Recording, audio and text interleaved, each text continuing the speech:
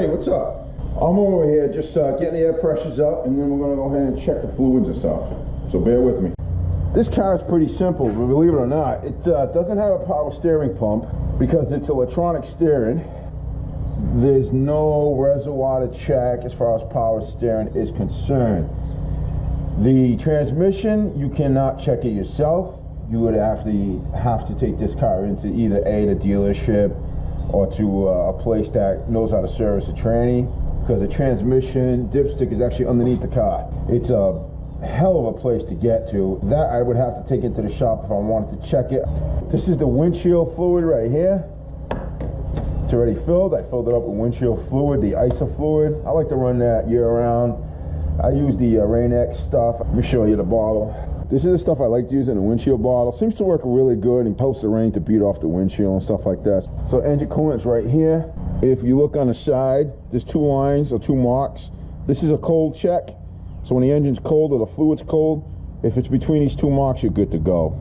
A lot of you guys will say, hey, can you just tell me what you're using? Because this is deck school, they call it. Or if you're not sure, any auto parts store, and tell them you're not sure what your car has, and they'll give you some coolant that'll actually mix with anything and everything. Brake fluid. All right, you don't have to open it to check it. Make sure it's clean though. If you're gonna open this up, make sure there's no dirt and stuff around here. You don't want anything getting inside your fluid. I'm just looking at the fluid, looking at it to see, to see if it needs to be changed or not, if it's super dirty or whatever. It looks good. On the outside of your master cylinder, there's gonna be a maximum and a minimum. So this is your minimum and this is your max. It can be hard to see, but if you shake it a little bit, you'll see the line of the fluid where it's moving. So I'm right below the max. I'm good on that. Nothing needed there. If you're going to add fluid, make sure you put the right fluid in. Chances are it'll say on the cover .3 brake fluid from a sealed container. It'll tell you. If it's not on there, look in your manual. If you're not sure, have somebody check it for you. My last check as far as fluids concerned is my engine oil. All right, and that's dipstick on the left side of this engine. The handle is yellow. Just pull it out. Wipe it all down. You look at your dipstick before you put it back in. Find your low mark and your high mark, and anything in between that where the hashtags are, or the scratches, whatever you want to call those lines, you're good to go. Even if you're up to this dot here, you're full. You're fully full and you're good to go. I like to check the oil when the engine's warm, because it does expand as it heats up. It'll give you a better reading. And I already ran this engine for a little bit, and she's just below the second dot, so she's perfect.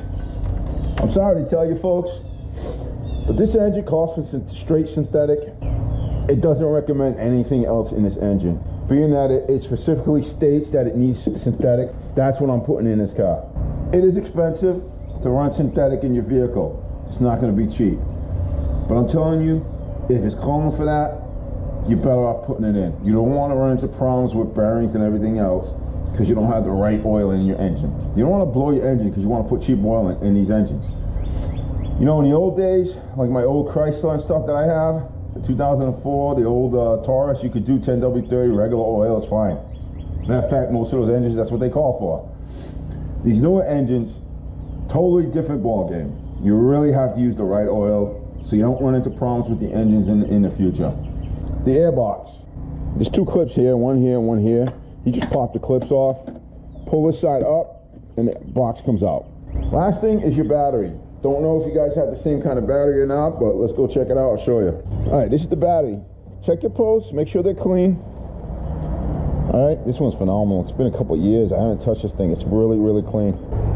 In the winter time, when this is stored in the garage, this vehicle, I do put a trickle charger on this. Now this battery, I know you see caps here. This is not a maintenance battery. You don't have to do maintenance to this battery. If you read on the battery, it says maintenance free. If you have caps and it's not a maintenance free battery, you will have to pull the caps off and check the fluid level. I use distilled water, and that's what I would use if I still had a maintenance battery. That's it. This vehicle doesn't really have a whole lot on it to manually check as far as fluid and stuff go. Thank you. Subscribe. Hope the video's helpful in some way, as I always say. And get any comments, put them down, man. All you Mustang lovers, I'd like to hear from you. I know you're going to say the V6 not the way to go, but it is for us. It is for us. We're not looking for speed. Like I said, my wife she's not a maniac on the road and stuff like that. All right, take care. I wish you all the best out there. Bye-bye.